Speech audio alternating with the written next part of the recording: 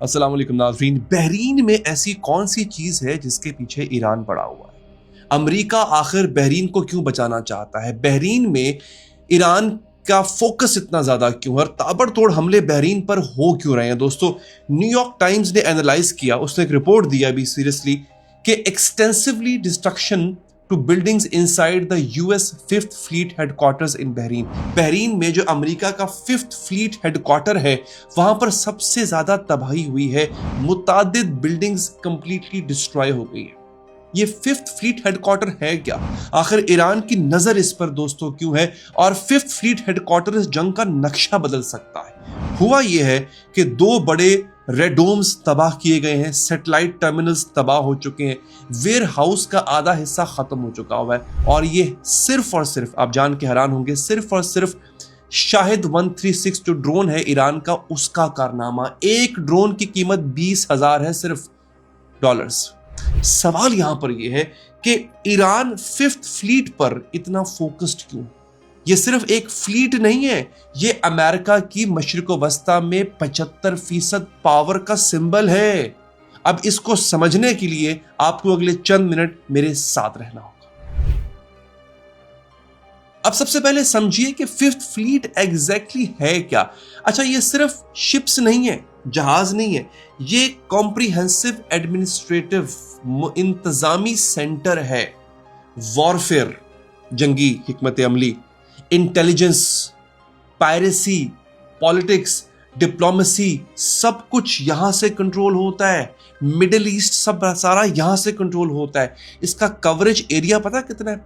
6.5 million square kilometres, 65 lakh square kilometres की बात कर रहा हूं। और ये क्या क्या कवर करता है मैं आपको बताता हूं। पूरा पर्शियन गल्फ, खलीज फारस, Red Sea, Gulf of Oman, खलीज ओमान, अरेबियन सी, बहरा अरब, कई हिस्से इंडियन ओशन के, बहरे हिंद के, और 21 ममालिक। ये इतना बड़ा है फिफ्थ फ्लीट। यानी 3 स्ट्रेटेजिक चोक पॉइंट्स वो भी यहां पे गिरते हैं आके। समझिए, बहरे हुरमज, स्विस कनाल, बाबल मंदाब, बहरे बाबल मंदाब, वो भी यहीं से कंट्रोल होती है। इन 3 जगहों से दुनिया की 90% की ऑयल की ट्रेड गुजरती है। अमेरिका का इन पर कंट्रोल उनकी एनर्जी सप्लाई चेन गारंटी करता है। उन मुल्कों की एनर्जी सप्लाई चेन टूटेगी नहीं, ये अमेरिका गारंटी करता है। ये है दोस्तों, ये है वो फ्लीट कि जिसको ईरान ने मार मार के इसका भुरकस निकाल दिया। अब तक किसी ने इस पे बात नहीं की। लोग फोकस कर रहे हैं कि ईरान ने गल्फ ममालिक पर हमले किए, लोग फोकस कर रहे हैं कि ईरान इसराइल में बम फेंक रहा है। असल जो इस जादूगर की जान है वो इस तोते में है नाजरी। अच्छा, इस फ्लीट की कॉम्पोजिशन क्या है ये भी बहुत कम लोग जानते हैं कि ये जो फिफ्थ फ्लीट है अमेरिका का, जो अमेरिका की जान है, इसकी कॉम्पोजिशन है, इसमें 30 से ज्यादा नेवल वेसल्स हैं, डिस्ट्रॉयर्स हैं, सबमरीन्स हैं, मोबाइल एयरक्राफ्ट कैरियर्स हैं, 15,000 पर्सोनल यानी 15,000 फौजी हैं, हंड्रेड्स ऑफ एयरक्राफ्ट्स हैं और थाउजेंड्स, हजारों एडवांस्ड मिसाइल्स हैं। और ये सब बहरीन में एक जगह पर पड़ा हुआ है, एक जगह पर। अब नाज़रीन समझिए कि ये जो फ्लीट है, फिफ्थ फ्लीट, ये क्यों बनाई गई थी?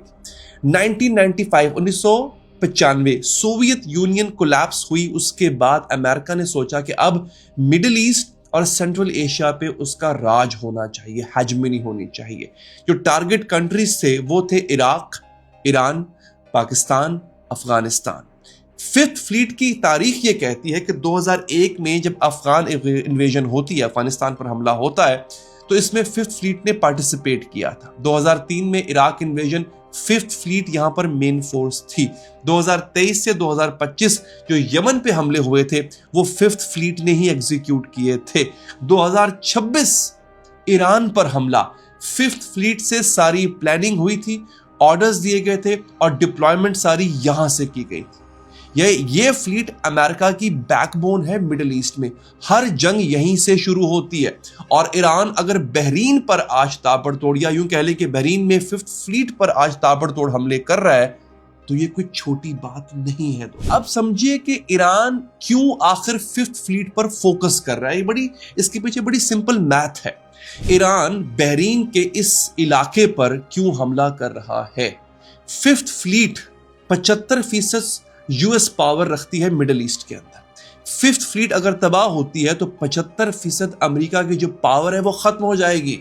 अब ईरान की स्ट्रैटेजी समझे, यहां पे सबसे पहले वो क्या कर रहा है, रडार्स को खराब कर रहा है, यानी उसको डिस्ट्रॉय कर रहा है, सिचुएशनल अवेयरनेस खत्म कर रहा है। इसे कहते हैं किसी भी मुल्क के अगर आप रडार तबाह कर दें तो उसकी सिचुएशनल अवेयरनेस खत्म हो जाती है, उसको सिचुएशन का पता ही नहीं होता, उसकी आंखें अंधी हो जाती। फिर कम्युनिकेशन सिस्टम्स को तबाह करो, कोऑर्डिनेशन खत्म हो जाए आपस में फौजों की, लॉजिस्टिक्स इक्विपमेंट को डिस्ट्रॉय करो, यानी जो कुमक है वो ना आ सके, रीसप्लाई खत्म कर दो।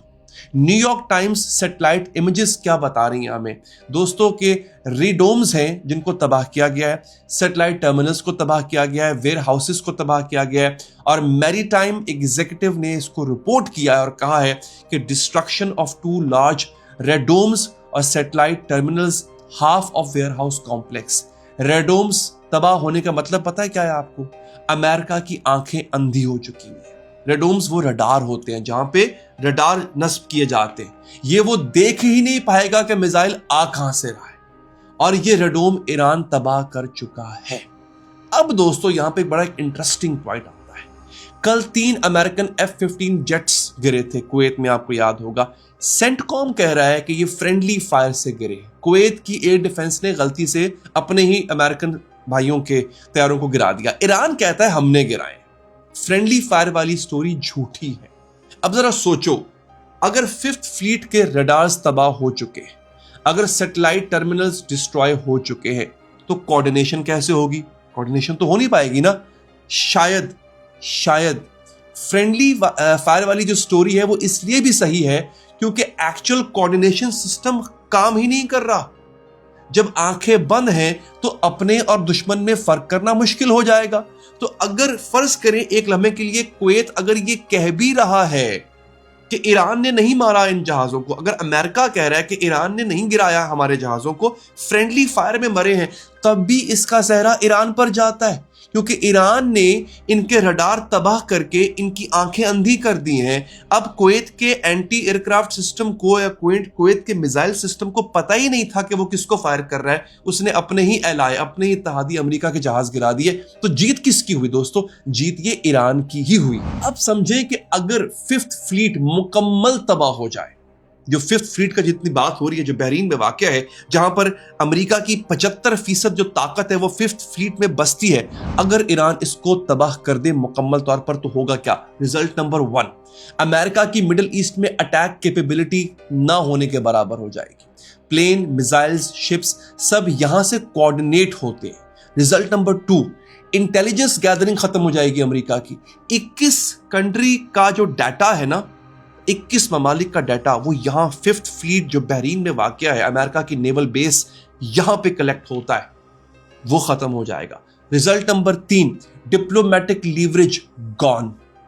अरब जो हुक्मरान है उनके साथ जो कोऑर्डिनेशन है वो भी यहीं से होती है, खत्म हो जाएगी।